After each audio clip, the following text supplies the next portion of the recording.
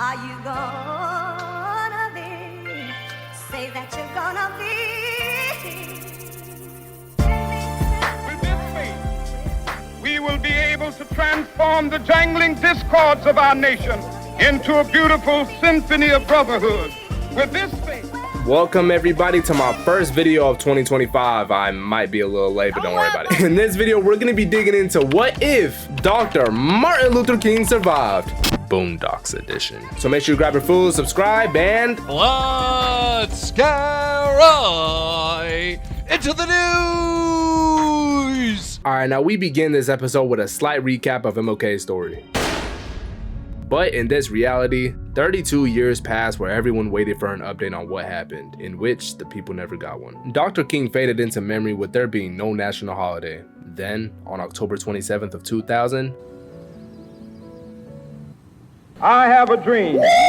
then after a week from waking up from his coma, the first thing he does is show up at a poll office to vote for the presidential election, which he was turned away due to voting irregularities. Honestly, y'all, I think he would have been the first black president if he wasn't shot in real life, but hey, it is what it is. But as word got out that black people's king was still alive, they took to every street with the name Martin Luther King on it, praying to God that they would find him lacking, in which My MLK! Hey, what's up, folks? Hey, that kind of dream was off the chain.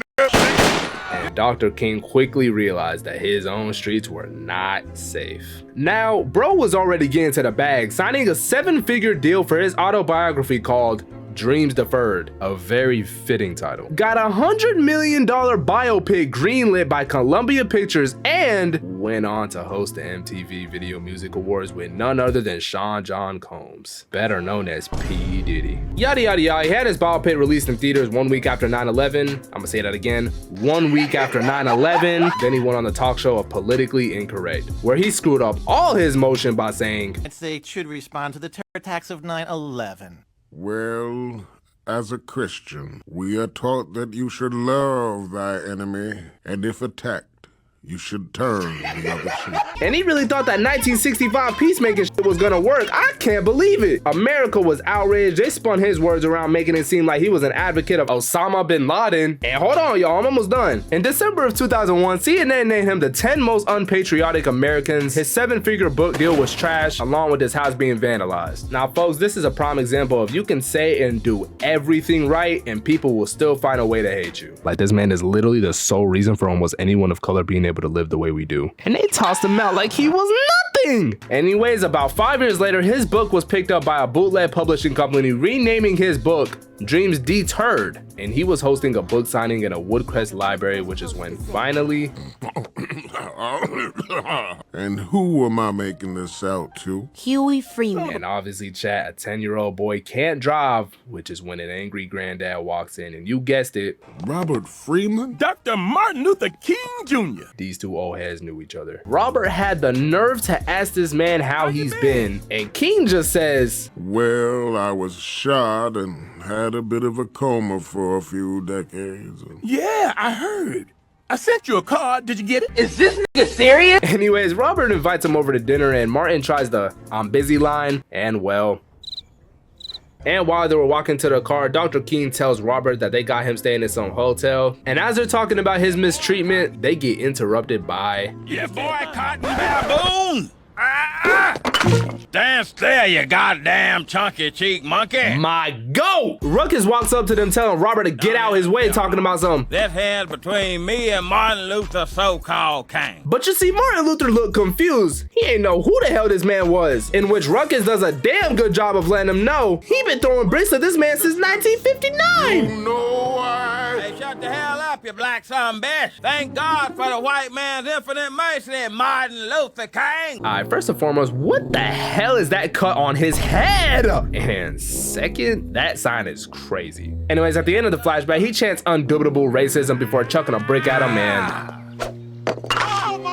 we cut back to the present with Robert telling him to stop all that nonsense and invites even Ruckus to the dinner. So at the dinner table, we find out that this man Robert was prank calling Rosa Parks. Yeah, I'm gonna let that sit there for a second. In which Robert denies saying she was lying. Then Martin says, she had the caller ID, Robert. You prank called Rosa Parks? She stole my thunder. Yeah, so apparently we find out that Robert Freeman was on the bus with Miss Parks and part of the whole Montgomery bus boycott, and, well, this is basically how it went.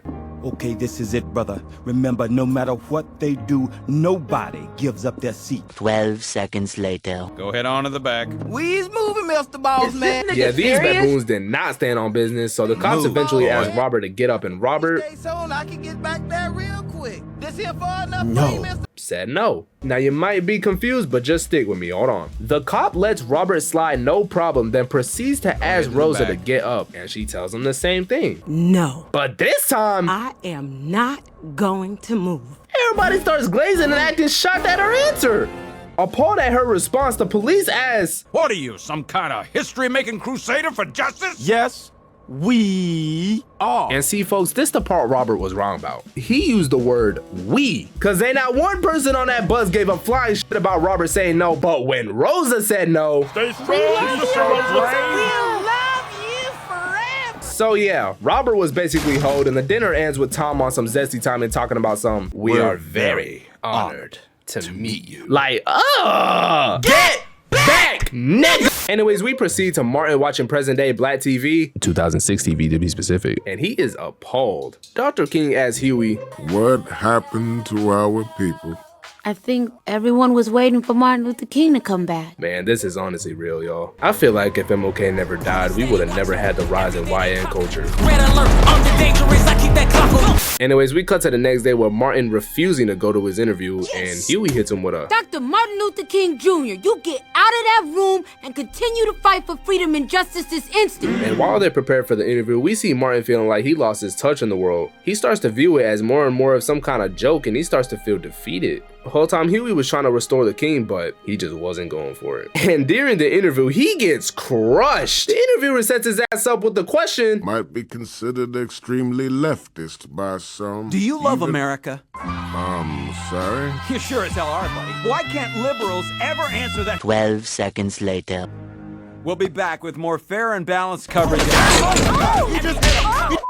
On their way home, Dr. King leaves Huey with some unk advice, letting him know that violence ain't always the answer. And I wish that were true. But this is when we get a nice little montage of the two of them creating a political office to get MLK's name out there again. Then while Huey was in the office, he hears on the radio that they were giving away free tickets to their emergency action plan meeting on 95.5 WFRK The Freak. And when Huey asked Dr. King about it, well, Was that bad? yes. Now when we cut to the emergency action plan meeting, we see a whole plethora of black people crowding the building thinking this finna be a function, but when Huey and Martin go up to the door, the bouncer wasn't letting him in. My name is Tell you right now, y'all ain't getting in without no free man. Huey checks him, telling him it's his event, and when MLK tells him who he is, this man has the nerve to say, Now Malcolm X, nigga. Sir, Young man, please. all right. $50. What? and yes, they actually get pressed into paying that money. And basically the whole event was consumed by absolute black activities. And when they try getting backstage, they get stopped again before a fight breaks out and the bouncer gets distracted, which is when MLK finally takes the stage, but they weren't listening, so to get their attention, he had to talk in their own language. Will you ignorant niggas please shut the hell up? And everyone stopped immediately. This is when enough is enough and Dr. King starts talking his shit. This man said, Is this it? This is what I got all those ass whoopings for? then he activates his I Have a Dream speech one last time. And you don't want to be a nigga, cause niggas are living contradictions. Niggas are full of unfulfilled ambitions. Niggas wax and wane. Niggas love to complain. And he proceeds to go on for a good minute until he finally ends it off with, You niggas have nothing to celebrate. And no, I won't get there with you. I'm going to Canada. and he wishes Huey good luck with his life and walks away, never to be seen again.